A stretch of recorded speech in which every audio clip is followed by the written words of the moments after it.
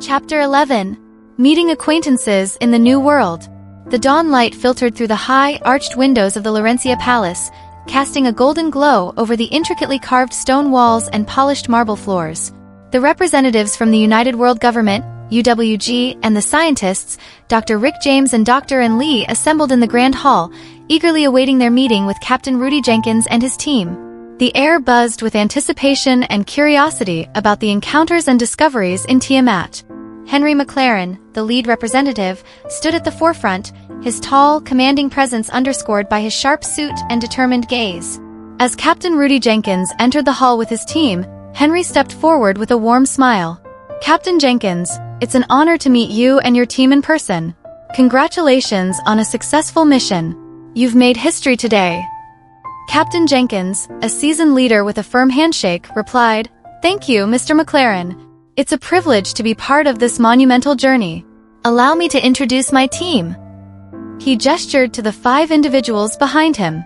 "This is Robert Datu, our artillery specialist, Astrid Fisher, Sniper Master Sergeant, Taylor White, Bomb Expert Specialist, Ahmad Abdul, Rifleman Staff Sergeant, and Issa Abueo, Rifleman Staff Sergeant. Each of them is recognized by the UWG as the best in their respective fields." Henry nodded to each team member, his respect evident. "Your expertise and bravery have brought us to this pivotal moment. Well done, all of you." Next, Xiao Yin, a representative known for her analytical mind and calm demeanor, approached Jin Hayashi, her former student and now an integral part of the expedition team. "Jin, it's good to see you again. I've heard about the artifact you discovered. Can you show it to me?" Jin retrieved the ornate necklace from a secured pouch.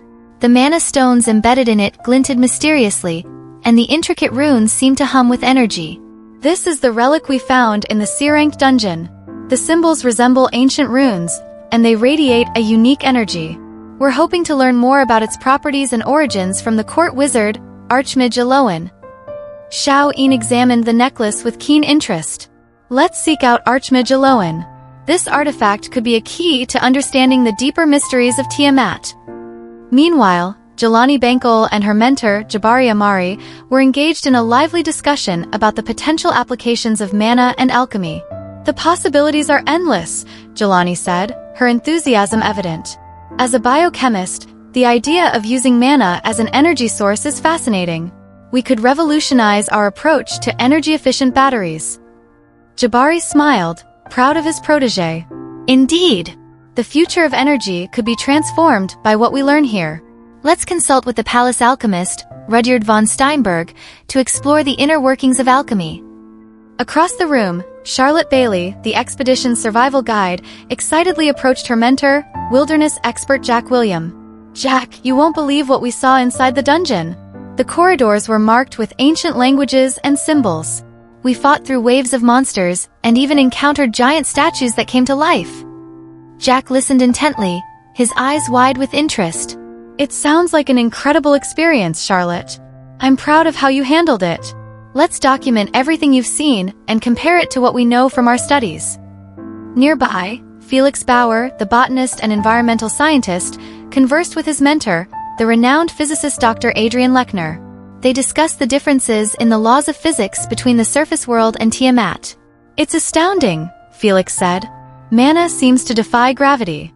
Many of the Chi cultivator sects are situated on floating islands in the sky." Dr. Lechner nodded, his mind racing with possibilities. "The most intriguing aspect is the world tree, the source of mana. I've heard a representative of the High Elves, Irinder, is here. Let's see if he can tell us more about the tree and its properties." Finally, Jamal Hajjar, the expedition's priest, approached his mentor, preacher Akeem. They delved into a discussion about the religious and healing practices of Tiamat. "It's interesting," Jamal said. "The human kingdoms here don't have churches like the Enlightenment Church, but they have their own belief systems. The difference between the healing spells of mages and the healing powers of saints is fascinating." Akeem nodded thoughtfully. "Understanding their beliefs and practices can help us find common ground. Let's explore more about their spiritual life and see how it aligns with our own." As the conversations continued, the palace seemed to come alive with the exchange of knowledge and ideas. The UWG representatives and the expedition team members were not just meeting acquaintances, they were bridging worlds and laying the foundation for a future where the surface world and Tiamat could coexist and learn from each other. Henry McLaren reconvened the group, his voice carrying a tone of purpose. Everyone, let's not lose sight of our mission here. We are here to establish a peaceful relationship and to understand this world's potential. Let's proceed with our planned meetings and consultations. Xiao Yin and Jin Hayashi were already on their way to find Archmage Elowen. Jelani, Bankole and Jabari Amari headed towards the alchemist's laboratory. Charlotte Bailey and Jack William prepared to document the dungeon's intricacies. Felix Bauer and Dr. Adrian Lechner sought out Irrinder for insights into the world tree. And Jamal, Hajjar and Akeem Asghar planned to delve deeper into the religious practices of Tiamat. Captain Rudy Jenkins looked around at his team and the UWG representatives. We've come a long way, but our journey is just beginning. Let's make the most of this opportunity. With renewed determination, the group dispersed to their respective tasks, each step they took further solidifying the bridge between the two worlds. The Palace of Lorencia buzzed with the excitement of discovery and the promise of a united future. Chapter 12. The diplomatic journey begins. Henry McLaren stood at the forefront of the group, his eyes scanning the grandeur of the Laurentian Palace one last time before their departure. Beside him were the other representatives of the United World Government, UWG Dr. Rick James, Dr. Ann Lee, Dr. Rose Lawrence, Xiao Yin, Dr. Adrian Lechner, Jack William, Akeem Asghar, and Jabari Amari. The Laurentian Empire had proven to be a land of wonders and mysteries, but their mission required them to venture further. Captain Rudy and his team would remain behind to continue their business, learning, and exchanging knowledge with the people of Lorencia. Knight Captain Darian Alaric, a formidable figure clad in gleaming armor, approached the group with a confident stride. He was accompanied by a few of his most trusted subordinates, each one a seasoned warrior.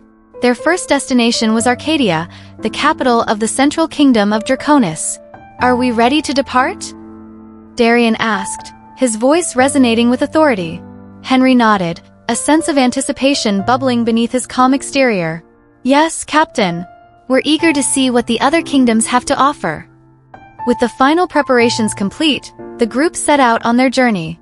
The path to Arcadia was long, but the promise of new alliances and discoveries fueled their determination. Journey to Arcadia. As they traveled through the lush landscapes of Tiamat, the representatives marveled at the diversity of the environment. Towering trees, vibrant flora, and bustling wildlife painted a picture of a world teeming with life and energy. Georgia, the android, took the opportunity to document the journey, her sensors capturing every detail. "The biodiversity here is astounding," she noted, her mechanical voice tinged with wonder. "It's unlike anything we've seen on the surface world." Dr. Rick James, a renowned physicist majoring in applied quantum mechanics and nuclear fusion technology, was equally fascinated. "The ecological balance here is remarkable. It's as if mana itself is a guiding force for all living things." Their journey was not without its challenges. The path was rugged, and the weather unpredictable. Yet, with Captain Darian and his knights leading the way, they pressed on with unwavering resolve. Arrival in Arcadia. After several days of travel, the towering walls of Arcadia came into view. The capital of Draconis was a sight to behold, its architecture a blend of ancient fortifications and modern design. High bastions and formidable gates spoke of the kingdom's military prowess, while bustling markets and vibrant streets revealed a thriving urban life. As they entered the city, Henry couldn't help but admire the fortifications. Draconis military tradition is evident here. These defenses are impressive. Darian led them through the city, his familiarity with the streets and people evident in the respectful nods and greetings he received. Arcadia is not just a stronghold, it's the heart of our kingdom. Our military academies are renowned throughout Tiamat. The group made their way to the royal palace, a grand structure that dominated the skyline. Inside, they were greeted by King Alaric Draconis and Queen Alara Draconis. The monarchs of Draconis exuded a commanding presence, their eyes sharp and calculating. "Welcome to Arcadia," King Alaric said, his voice deep and authoritative. "We have heard much about your arrival in Lorencia. We are eager to learn more about your world and to establish a fruitful relationship." Queen Alara smiled warmly, her demeanor contrasting with the king's stern countenance. "We hope you find our kingdom hospitable and our people welcoming." Please, make yourselves at home. Meeting the officials. The group was introduced to the key officials of the kingdom. Lord Regent Thaddeus Armand, the king's chief advisor and head of the council, was a tall man with an air of authority. He welcomed them with a firm handshake and a polite smile. Your journey must have been arduous, Thaddeus said. But we are honored to have you here. Draconis values knowledge and cooperation. Next was General Marcus Valerian, the head of the Draconis military forces. A seasoned warrior and strategist, Marcus was a man of few words, but his respect for the group was evident. Our kingdom thrives on strength and strategy. It will be interesting to learn how your world approaches these aspects. Lady Celine Ashford, the head of the royal treasury, was meticulous and prudent. Her keen eyes seemed to assess the group with curiosity. The financial stability of our kingdom is paramount. I am intrigued by the economic systems of your world. Finally, they met Archmage Valen Silverleaf, the court mage and advisor on all magical matters. A powerful high elf sorceress, Valen exuded an aura of ancient wisdom and arcane power. Magic is the lifeblood of Tiamat. I look forward to discussing the mystical arts with your scientists and researchers. The Arcadia Magic Academy. Their tour continued with a visit to the Arcadia Magic Academy, one of the most prestigious institutions in the kingdom. Headmaster Eric Voss, a renowned mage and scholar, greeted them with enthusiasm. His eyes sparkled with the excitement of discovery. Welcome to our academy, Eric said. Here, we nurture the next generation of magic users. The exchange of knowledge between our worlds could lead to unprecedented advancements. Dr. Rick James and Dr. N. Lee were particularly interested in the Academy's approach to integrating magic with technology. The potential applications are limitless, Rick mused. Combining our understanding of quantum mechanics with your magical principles could revolutionize both our worlds. Guild Masters and Trade. Their final stop was to meet the heads of the local guilds. Guild Master Darius Hawk, the head of the Adventurers Guild, was a charismatic leader with a wealth of experience.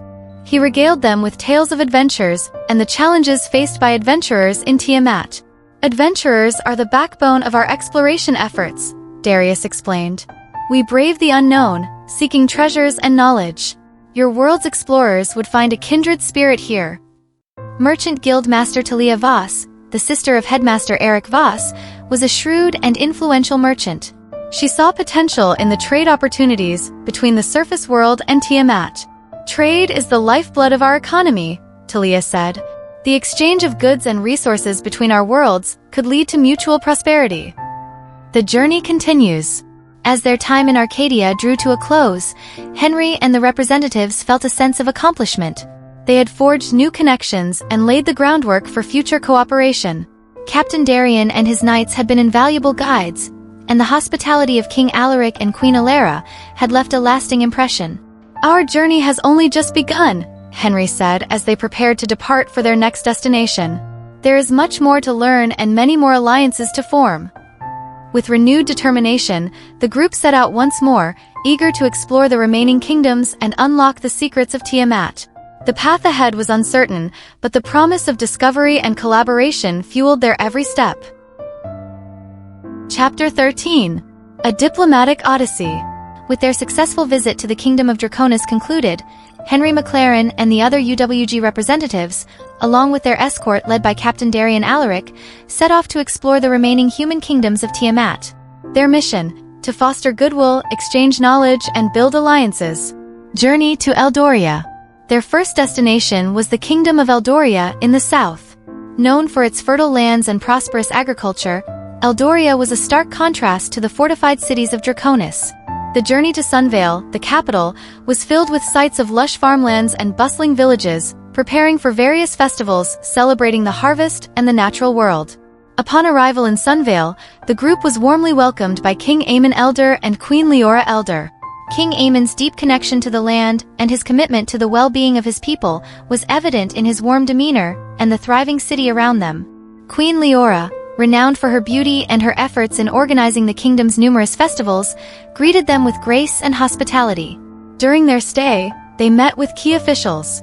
Lord Steward Roderick Greenfield, who oversaw the kingdom's agricultural production and distribution, shared insights into the innovations in farming techniques and crop production.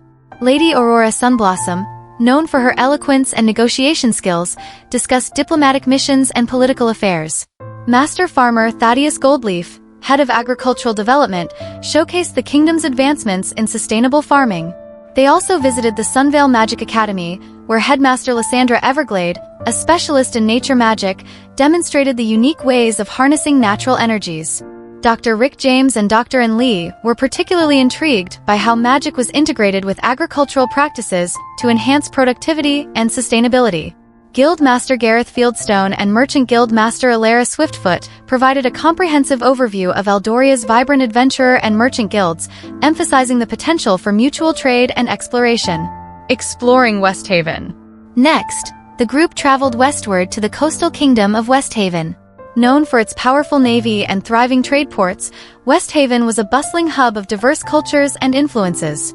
The journey to Seagate, the capital, was marked by scenic coastal views and the sight of impressive shipyards. King Alistair Westwood and Queen Seraphina Westwood welcomed them with open arms. King Alistair's charisma and vision for expanding the kingdom's maritime influence were evident in the vibrant marketplaces and powerful naval presence.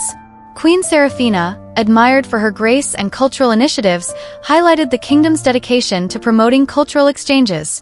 Key officials they met included Admiral Lysander Wavecrest, a brilliant strategist known for his expertise in naval warfare, shared the intricacies of Westhaven's naval strategies and defense mechanisms. Lady Marissa Tideborn, overseeing political affairs and maintaining alliances, discussed the kingdom's diplomatic relations. Master Shipwright Cedric Harbour-Sun, responsible for the fleet's construction and maintenance, showcased the advanced shipbuilding techniques. At the Seagate Magic Academy, Headmaster Orion Seafrost, a renowned mage specializing in water magic, demonstrated how the power of the sea was harnessed for various applications. The UWG representatives were particularly interested in the fusion of magic with maritime technology. Guild Master Finn Stormsail and Merchant Guild Master Livia Seafair highlighted the kingdom's thriving trade networks and adventurous spirit, suggesting numerous opportunities for collaboration. Valeria, the Northern Stronghold. Their final destination among the human kingdoms was the Northern Kingdom of Valeria. Renowned for its strong military tradition and strategic defenses, Valeria's harsh climate was matched only by the resilience and strength of its people. The journey to Frosthold, the capital, was challenging but filled with awe-inspiring landscapes of vast snowfields and fortified cities. King Thorin Valerius and Queen Freya Valerius greeted them in Frosthold. King Thorin's strategic mind and military prowess were reflected in the kingdom's impressive fortifications and disciplined soldiers. Queen Freya's wisdom and efforts in maintaining morale during harsh winters were evident in the warmth of the welcome they received. During their visit, they met Lord Commander Ulrich Stormblade, a legendary warrior and head of Valeria's military forces, who discussed the kingdom's strategic defenses and military training. Lady Ingrid Frostwind, responsible for political and diplomatic affairs, provided insights into Valeria's governance and external relations. Master Architect Bjorn Ironhammer, the Master Architect and Engineer, showcased the intricate designs and maintenance of Valeria's fortifications. At the Frosthold Magic Academy, Headmaster Ira Iceborne, a master of ice magic, demonstrated how the harsh northern environment was tamed and utilized through magical means. The representatives were fascinated by the unique applications of magic in such a cold climate. Guild Master Halder Ravenshield and Merchant Guild Master Sigurd Snowmane shared the challenges and opportunities of adventuring and trading in the north, emphasizing the hardy nature of Valeria's people. Planning for future expeditions. With their visits to the human kingdoms complete, Henry and his team gathered to discuss their next steps. The knowledge and alliances they had forged were invaluable, but their mission was far from over. They decided to continue their journey to the 3 elven kingdoms and the 2 dwarven kingdoms. Each realm promised new discoveries and potential collaborations that could benefit both their world and Tiamat. Captain Darian and his knights would remain their steadfast companions, ensuring their safety and aiding in their diplomatic efforts. The path ahead was filled with uncertainty, but the UWG representatives were driven by their commitment to understanding and uniting the diverse peoples of Tiamat. The next chapters of their journey were about to unfold, promising even greater adventures and revelations.